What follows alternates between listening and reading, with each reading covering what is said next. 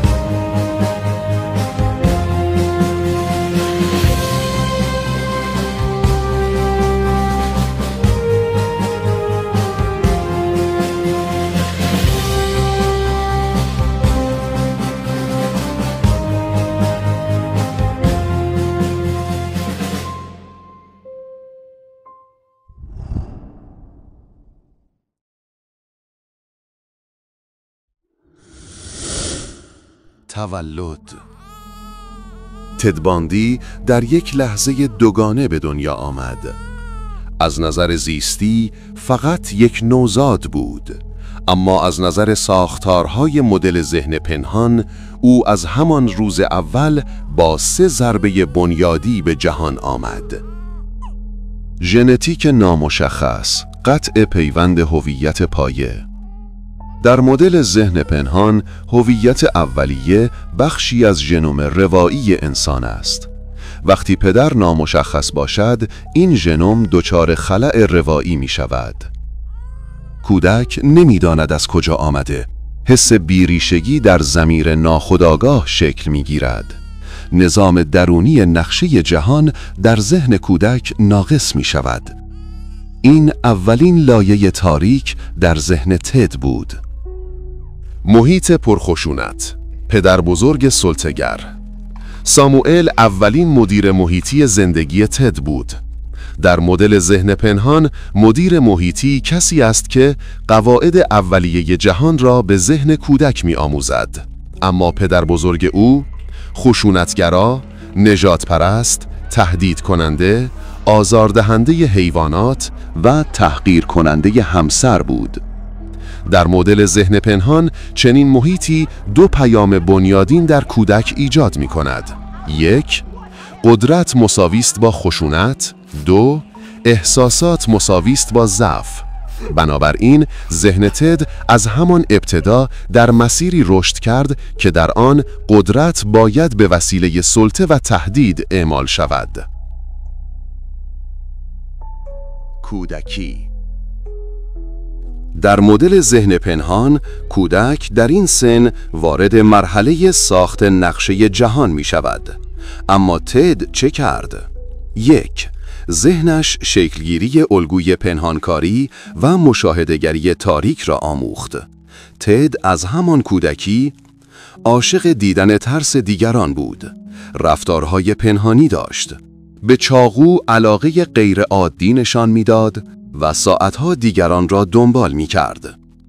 در مدل ذهن پنهان این نشانه ها مربوط به الگوی ذهنی کنترل از طریق نظارت و فاصله است. او یاد گرفت من با دیدن دیگران از دور بدون اینکه دیده شوم احساس قدرت می کنم. این دقیقاً همان الگوی قاتلان زنجیره‌ای است. 2. بدنش سیستم عصبی واکنش پذیر شدیدی داشت. وقتی کودک در محیط همراه با خشونت بزرگ می شود، سیستم عصبی سمپاتیک او بیش فعال می شود و نتیجه آن لذت بردن از ترس دیگران و پیوند خوردن احساس قدرت با واکنش فیزیولوژیک بدن است. این همان چیزی است که بعدها در لحظه قتل فعال می شد. 3. روح او با همدلی قطع اتصال کرده بود. روح در مدل ذهن پنهان نماینده پیوند با جهان، همدلی و احساس ارزشمندی انسان است. در کودکی تد، محبت واقعی وجود نداشته است. پذیرش بدون شرط تجربه نکرده است. خشونت به او آموزش داده شده است و حقیقت زندگیش یک دروغ بوده است. وقتی روح تغذیه نشود، آگاهی اخلاقی ضعیف می شود. تد از همان سالهای ابتدایی روحی بدون تغذیه و بدون نور داشته است. نوجوانی. در مدل ذهن پنهان، نوجوانی مرحله معماری شخصیت است. در این سن، فرد 3 چیز را تثبیت می کند: هویت، نظام ارزش و مدل قدرت. اما تد چه کرد؟ 1. دچار بحران هویت شد. وقتی فهمید مادرش چه کسی بوده، جهان او فرو پاشید. احساس طرد شدگی، خشم پنهان، بی‌ارزشی و بیریشگی هویتیش تقویت شد. تشکیل هویت برتری جویانه جعلی. او برای جبران نقص هویت به برتری ذهنی روی آورد. او باهوش بود، نمراتش بالا بودند و همین باعث می شد تا دیگران را پایین تر از خود ببیند. این برتری جعلی بعداً ابزار قتل او شد.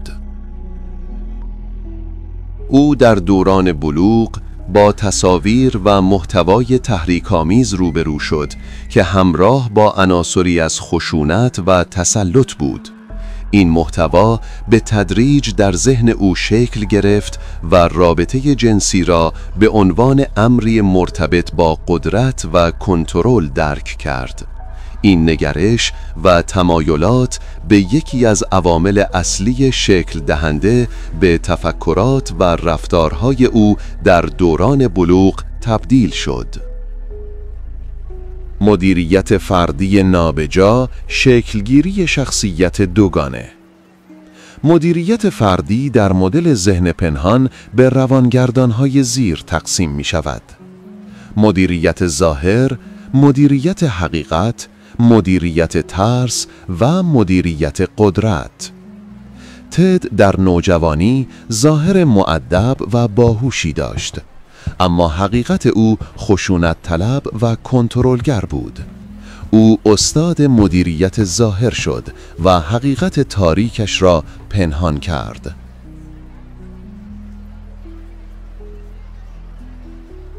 جوانی.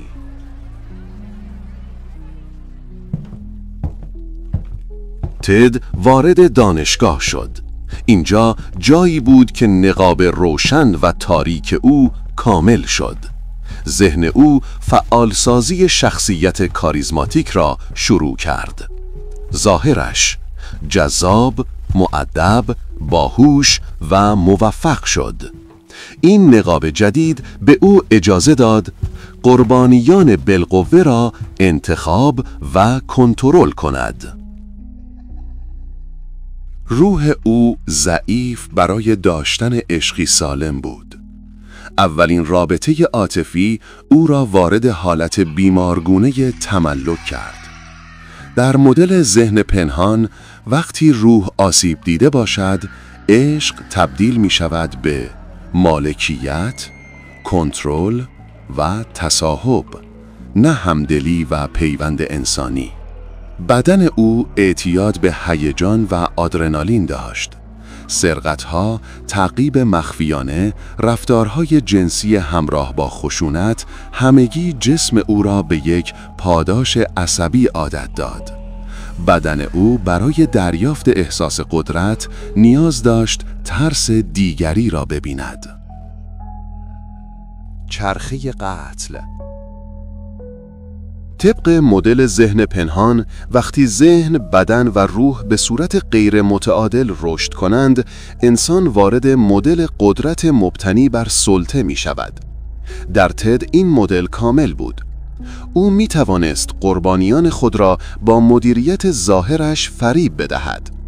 گاهی لباس رسمی، گاهی عصای جعلی، زمانی رفتار مؤدب و جملات کوتاه و ملایم.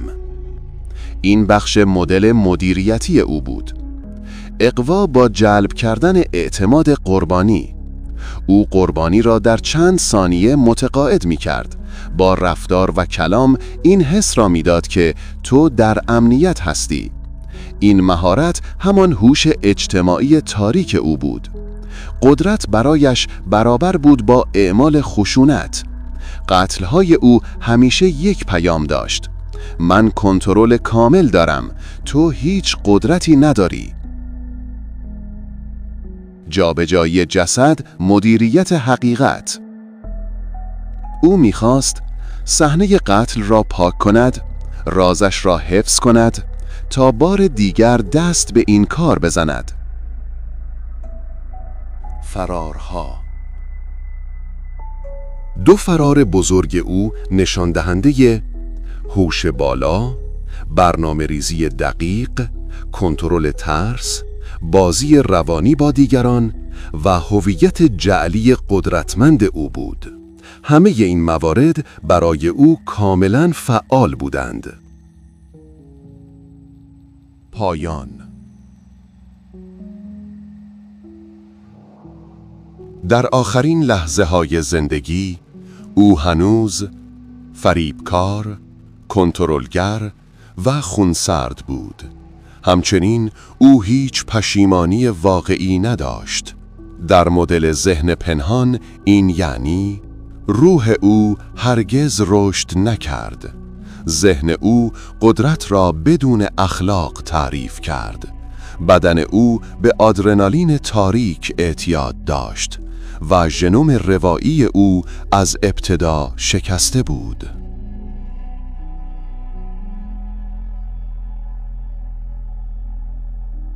تد باندی محصول یک فرمول بود. فرمولی که در مدل ذهن پنهان چنین تعریف می شود: ذهن بدون اعتماد، روح بدون عشق، بدن معتاد به هیجان، ژنتیک مبهم و محیط خشونتبار برابر است با تولید معماری سایکوپاتی کامل. او یک اتفاق تصادفی نبود. او یک معماری ساخته شده بود، آغشته به زخم، دروغ و الگوی سلطه. از کودکی تا لحظه اعدام او هیچ وقت خودش را بخشی از انسانیت نمیدید. او در جهان خودش زندگی کرد، جهانی که قدرت تنها ارزشی بود که وجود داشت.